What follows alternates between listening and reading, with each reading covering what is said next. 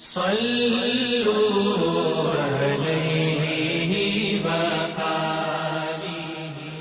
بخاری حدیث نمبر 401۔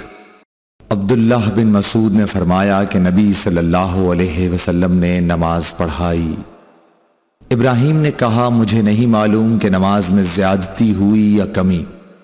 پھر جب آپ نے سلام پھیرا تو آپ سے کہا گیا کہ یا رسول اللہ صلی اللہ علیہ وسلم، کیا نماز میں کوئی نیا حکم آیا ہے؟ آپ نے فرمایا آخر کیا بات ہے؟ لوگوں نے کہا آپ نے اتنی رکعتیں پڑھی ہیں۔ یہ سن کر آپ صلی اللہ علیہ وسلم نے اپنے دونوں پاؤں پھیرے اور قبلے کی طرف منہ کر لیا اور سہو کے 2 سجدے کیے اور سلام پھیرا۔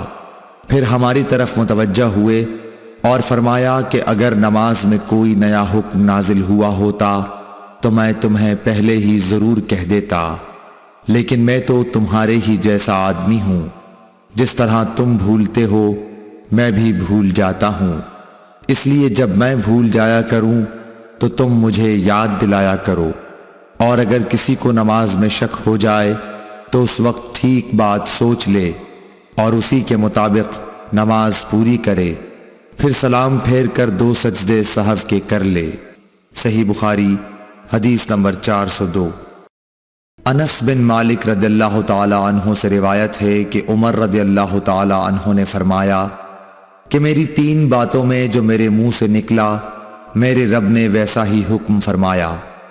میں نے کہا تھا کہ یا رسول اللہ صلی اللہ علیہ وسلم، اگر ہم مقام ابراہیم کو نماز پڑھنے کی جگہ بنا سکتے تو اچھا ہوتا۔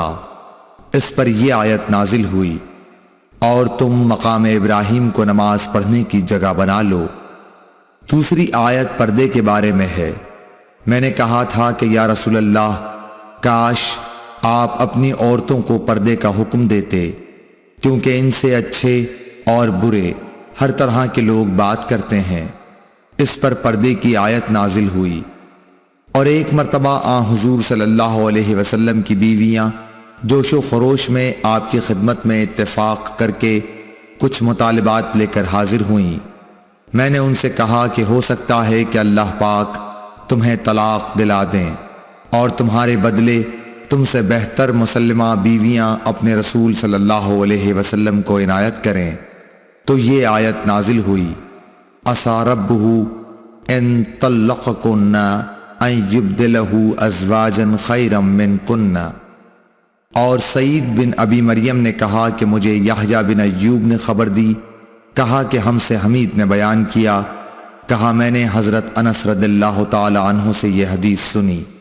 صحیح بخاری حدیث نمبر 403۔ عبداللہ بن عمر سے روایت ہے، آپ نے فرمایا کہ لوگ قباء میں فجر کی نماز پڑھ رہے تھے کہ اتنے میں ایک آنے والا آیا، اس نے بتایا کہ رسول اللہ صلی اللہ علیہ وسلم پر کل وحی نازل ہوئی ہے اور انہیں کعبے کی طرف نماز میں منہ کرنے کا حکم ہو گیا ہے۔ چنانچہ ان لوگوں نے بھی کعبے کی جانب منہ کر لیے، جبکہ اس وقت وہ شام کی جانب منہ کیے ہوئے تھے، اس لیے وہ سب کعبے کی جانب گھوم گئے۔ صحیح بخاری حدیث نمبر 404۔ جناب عبداللہ سے روایت ہے، انہوں نے فرمایا کہ نبی کریم صلی اللہ علیہ وسلم نے بھولے سے ظہر کی نماز 1 مرتبہ 5 رکعت پڑھی۔ اس پر لوگوں نے پوچھا کہ کیا نماز میں زیادتی ہو گئی ہے؟ آپ صلی اللہ علیہ وسلم نے فرمایا کیا بات ہے؟